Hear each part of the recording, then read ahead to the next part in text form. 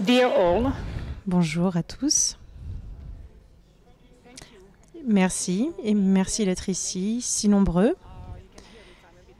Je pense que vous entendez à ma voix que je suis émue en vous voyant si nombreux. Certains d'entre vous sont venus de loin. Et je suis également reconnaissante envers vos Altesses royales qui avaient accepté mon invitation. Je pense que cette journée va être exceptionnelle grâce à votre présence à tous. Je dois également présenter quelques excuses au nom de notre ministre des Affaires étrangères qui est présent ici, mais il devra partir après son discours d'ouverture en raison de ses obligations. Mais c'est un grand honneur pour nous de l'accueillir et qu'il ait accepté et qu'il puisse ouvrir ce symposium. Enfin, mais non pas des moindres, aujourd'hui, nous n'avons pas malheureusement avec nous Nabila Kilani de Gaza. Et malheureusement, on voit qu'une fois de plus, Gaza est de nouveau le grand oublié. 2 millions d'habitants sur une toute petite surface de territoire fortement dégradée. 2 millions de femmes, d'hommes et d'enfants qui souffrent d'un blocus et dont les droits humains fondamentaux sont bafoués. Donc je vous demande à tous de ne pas les oublier et à nos intervenants de les inclure dans leur discours. Monsieur le ministre, vous avez la parole.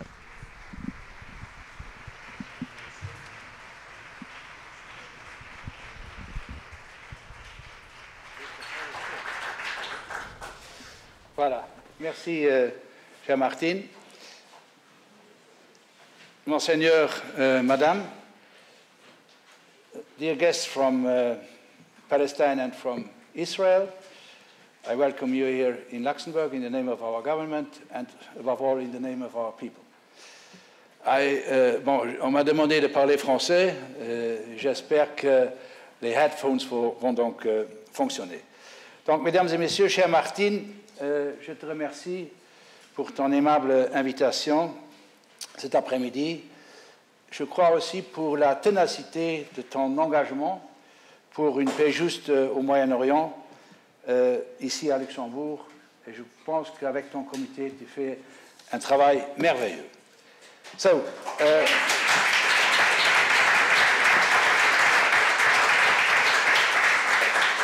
mesdames et messieurs, tous les peuples du monde, palestiniens, israéliens, luxembourgeois, ont le droit fondamental de vivre en paix et en sécurité dans leurs pays respectifs, dans des frontières sûres et internationalement reconnues.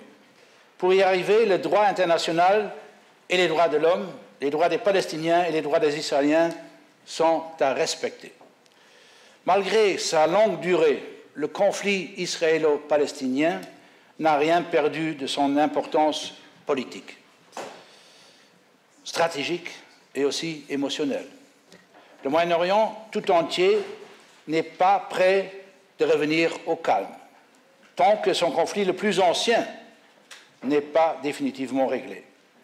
Tant que ce conflit n'est pas réglé, il continuera de générer frustration, haine, radicalisation à des échelles à la fois régionales et mondiale, des Philippines au Moyen-Orient, en passant par l'Europe jusqu'aux Amériques. Tandis que nous continuons à croire que la paix est possible, les tendances actuelles la repoussent toujours davantage. Hélas, nous voyons la solution à 2 États être démantelée, morceau par morceau, jour après jour. La viabilité de la solution à 2 États est érodée par la colonisation, par les démolitions, des confiscations, des déplacements forcés, tous illégaux au regard du droit international. En particulier la 4e Convention de Genève relative à la protection des personnes civiles en temps de guerre. Le droit international concernant l'occupation et les conflits continue donc de s'appliquer jusqu'à ce qu'un accord négocié mette un terme au conflit. Les accords de Camp David ont été signés, il faut se le rappeler, en septembre 1978, il y a plus de 40 ans. Ce premier accord de paix israélo-arabe avait comme base le principe « Land for Peace ». Ce principe demeure la base d'un futur accord de paix israélo-palestinien.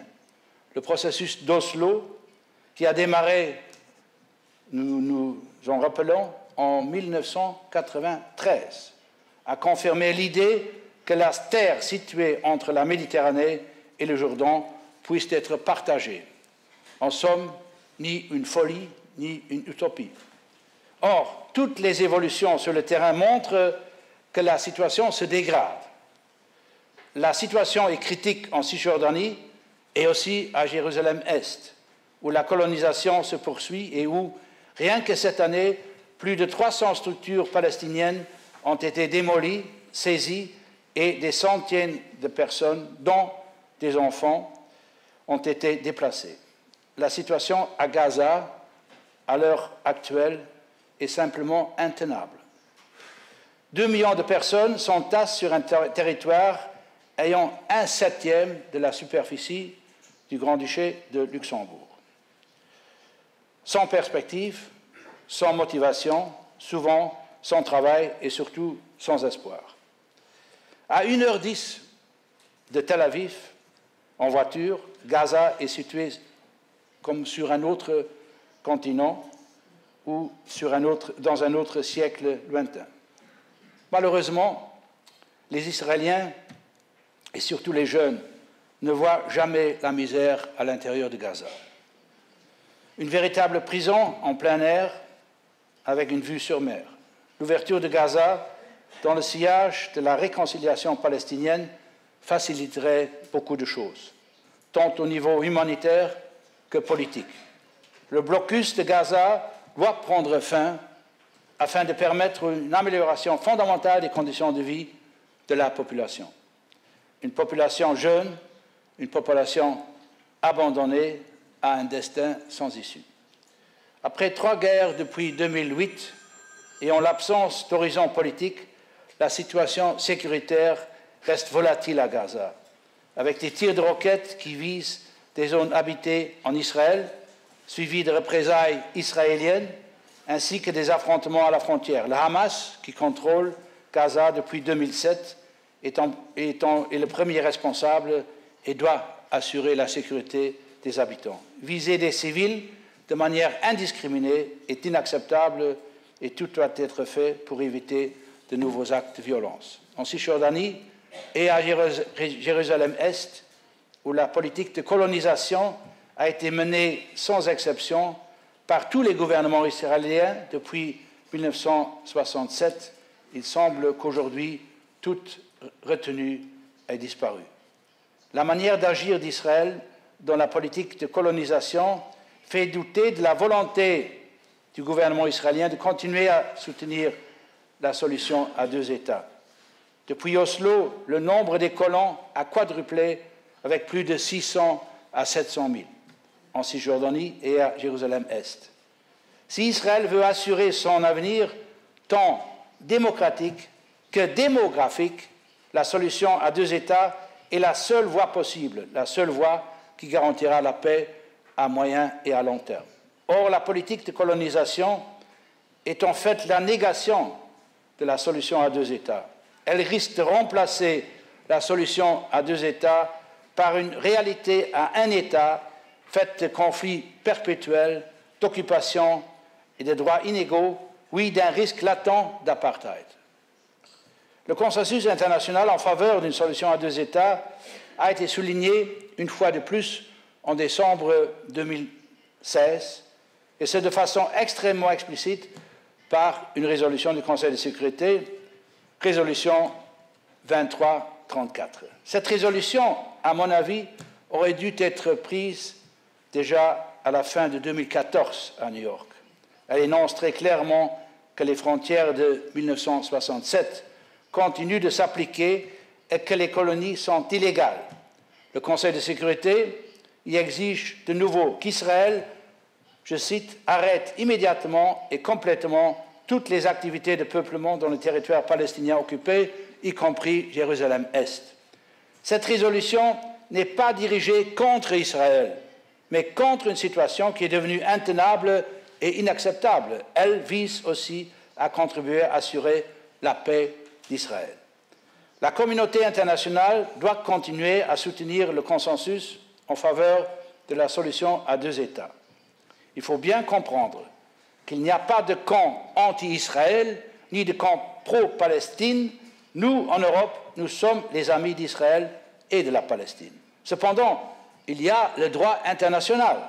Il y a ceux qui le transgressent. Le fait de violer le droit international saurait être passé sous silence, surtout ici en Europe. Compte tenu du génocide commis contre les Juifs pendant la Seconde Guerre mondiale et compte tenu du passé colonial, les Européens ont une responsabilité historique envers Israël et envers la Palestine. Aujourd'hui, l'Union européenne est le premier partenaire commercial d'Israël et le premier pourvoyeur aussi, heureusement, de coopération au développement et d'aide humanitaire à la Palestine. Mais l'Union européenne peine à assumer sa responsabilité politique en faveur du respect du droit international, en faveur de la paix et de la stabilité dans son voisinage direct depuis l'année 2016, l'année qui secoua les principes du multilatéralisme. Les positions européennes doivent continuer de se fonder sur les paramètres internationalement reconnus pour aboutir à un règlement du conflit. Ces paramètres ont été énoncés clairement en 2009, et je voudrais les rappeler ici. Des frontières basées sur les lignes de 1967, avec des échanges agréés de territoires équivalents, les swaps. Des arrangements de sécurité préservant la souveraineté de l'État palestinien et garantissant la sécurité d'Israël. Une solution juste, équitable, agréée au problème des réfugiés. Un arrangement faisant de Jérusalem la capitale de 2 États. Par conséquent, nous ne reconnaissons pas la décision unilatérale du président Trump de reconnaître Jérusalem comme capitale d'Israël. Les pays arabes voisins doivent aussi prêter leur concours actif pour encourager les négociations sur base de ces paramètres. Et les États-Unis doivent être maintenus à bord et reconnaître l'importance de la solution à 2 États dans un cadre de négociation internationale. Tous les problèmes et toutes les difficultés au Proche-Orient ne se résument pas à une politique anti-iranienne. Ceci vaut surtout pour les États-Unis, aussi pour les pays arabes et évidemment aussi pour l'Europe. Hélas, il y a pour le moment de grandes divergences au sein de l'Union européenne, renforcées par les décisions irresponsables de l'administration de M. Trump sur Jérusalem, UNRWA ou aussi sur le Golan, et par un alignement des intérêts d'Israël et des États arabes du Golfe face à l'Iran, leur ennemi commun. La désunion parmi les Européens cause des blocages et empêche l'Europe de jouer le rôle politique qui lui revient. Une Europe avec des positions divergentes sur le processus de paix au Moyen-Orient se réduit elle-même à l'insignifiance. Fidèle à ces propositions de principe, le Luxembourg continue de plaider pour des initiatives diplomatiques européennes et nous nous engageons pour l'élaboration de positions communes européennes fortes, respectueuses du droit international. Déjà depuis 2004, j'ai pu me rendre à 9 reprises en Israël et en Palestine. Il y a un mois, j'étais à Tel Aviv, à Jérusalem et à Ramallah, où j'ai rencontré les responsables palestiniens. En février 2015, le président Abbas a effectué sa première visite officielle au Grand-Duché. Nous avons des contacts politiques réguliers et aussi la coopération luxembourgeoise est très active en Palestine, tout comme la coopération d'ailleurs de l'Union européenne. Je viens de le dire. L'Union européenne s'oppose fermement à la politique de colonisation menée par Israël et aux mesures prises dans ce cadre, telles que la construction du mur de séparation au-delà de la ligne de 1967, les démolitions, les confiscations, les expulsions, les déplacements forcés, y compris de Bédouins. Nous condamnons régulièrement avec la plus grande fermeté la colonisation et aussi les démolitions. L'Europe ne peut pas être cantonnée au rôle de simple payeur. Elle ne peut être réduite de devoir payer et prier pour une solution, to pay and to pray. Elle doit s'affirmer sa position de player. L'Europe doit utiliser tous les moyens financiers et politiques disponibles afin d'aider à rassembler les parties concernées autour d'une même table. L'Union européenne continuera à dialoguer activement avec les deux parties en vue de trouver une solution juste et durable au conflit et de surmonter la situation socio-économique et humanitaire désastreuse qui prévaut à Gaza et en Cisjordanie. Il est inacceptable d'instrumentaliser l'aide humanitaire pour exercer des pressions politiques. Un pays qui pratique cela n'est pas très great.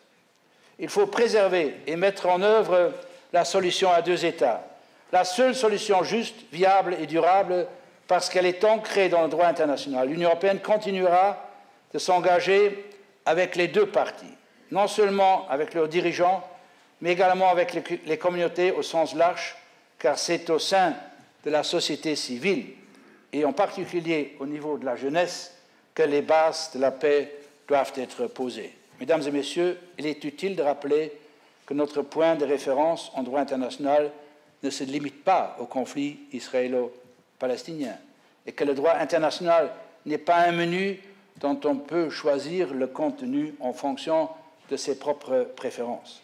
Le droit international est important pour la stabilité du monde. Il ne s'agit pas seulement d'une position de principe, mais aussi d'une véritable position politique visant à éviter que de nouveaux conflits se déclenchent, que des puissances plus fortes imposent leur volonté par la force aux plus faibles, évitant de rappeler les erreurs du passé.